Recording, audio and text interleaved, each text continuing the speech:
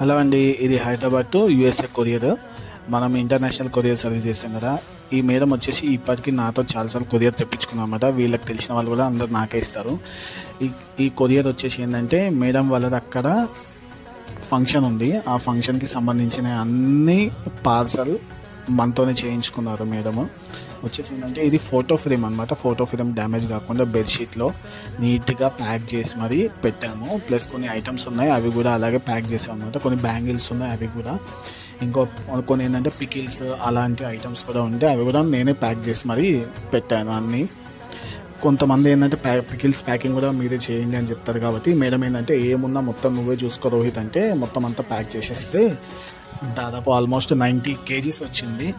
Madam 90 kgs అయిందంటే okay done అన్నారు. పంపించే అనమాట. ఇవాళ షిప్పింగ్ అయింది. మీకు కూడా కొరియర్ సర్వీస్ కావాలి అనుకుంటే వరల్డ్ వైజ్లో ఎనీ కంట్రీ